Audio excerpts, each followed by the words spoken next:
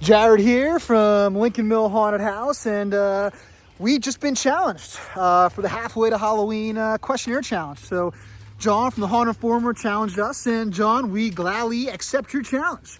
So I'm going to go through here a series of questions, and then at the end of them, I'm going to tag a few of our friends to keep the challenge going, who will then tag some of their friends. So question number one. Are you a fan of haunted houses? Maybe a little bit. I've always been a big fan of haunted houses ever since I was a kid, probably like early elementary school. It's always been a desire to one day create my own, and here we are, so many years later. But growing up, I spent a lot of time going to the haunted attractions throughout the Lehigh Valley, like up in the Palmerton area.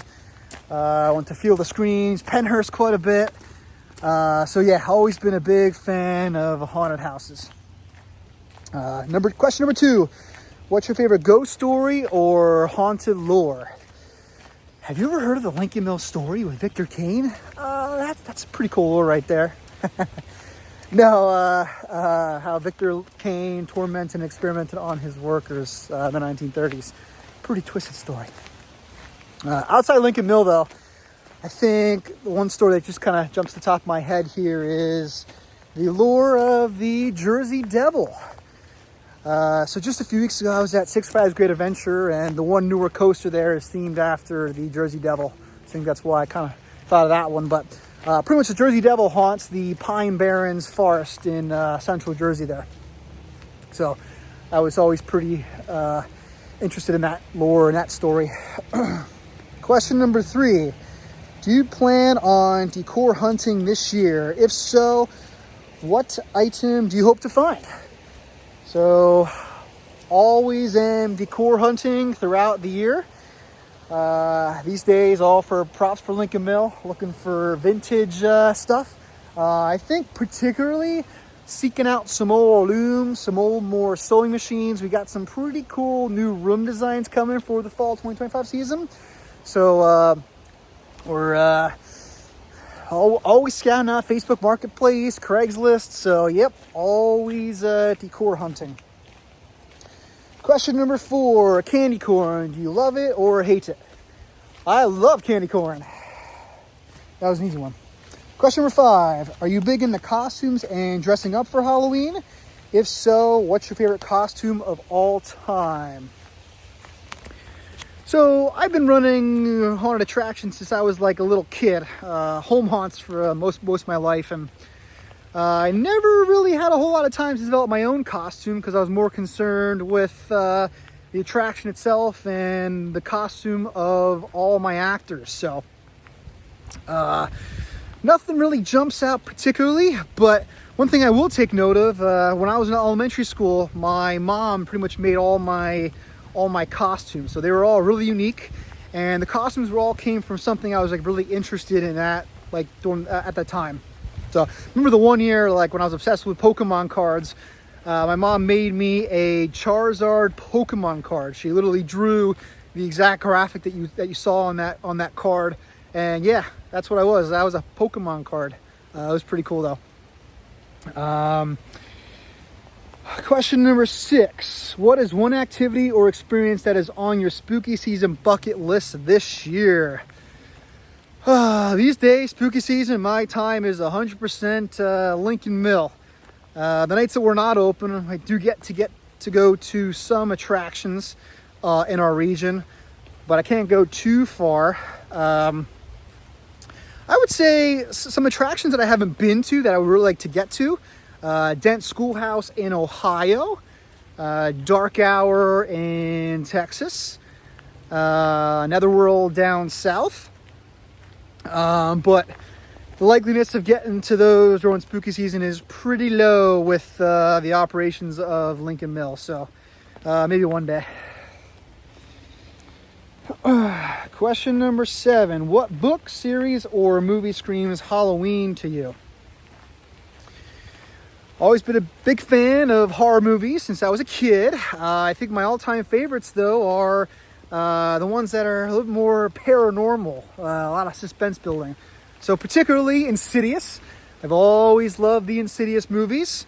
The Conjuring movies, I always love those. The Shining is a classic.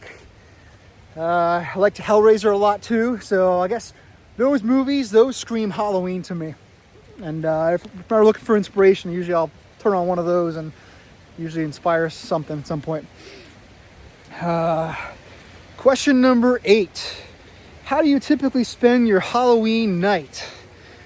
So since I've been running home haunts since I was a kid and charity haunts later on in college, pretty much all my Halloween nights have been running an attraction. So I think early on when I was very, very, very young, I enjoyed trick-or-treating, but once I got the bug for creating my own creations, I fell more in love with that and entertaining people. So that's typically how I spend my Halloween nights and Halloween weekends. Question number 9. What does Halloween mean to you?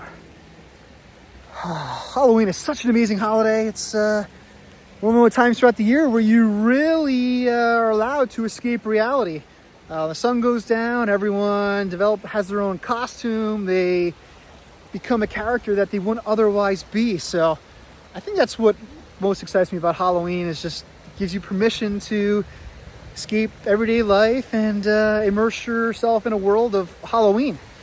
And luckily, here in Pennsylvania, we have a lot of haunted attractions. So throughout the spooky season, we get to experience haunted attractions and other fall events outside of just the one day of Halloween. Gets to be pretty much all month of October and even a bit of September, November as well. And of course, recently with more haunts doing these off-season events throughout the year. So it's been awesome that this industry is continuing to expand outside of October. And then last question is, tag your spooky friends. So I'm going to tag Chris Roosh from Dozer Entertainment, Andreas from Thrills and Magic, Bev from Spooky Kisses, Terry Leahy from the Video Content Factory, and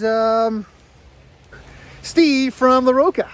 So pretty much you got to answer these questions for this halfway Halloween challenge, and then you got to tag a few of your own friends to keep this challenge going. So once again, John the Haunt Informer, thanks for nominating us, and we'll make sure we keep this going for you. So aside from that, we got a lot of new updated things coming for the fall 2025 season.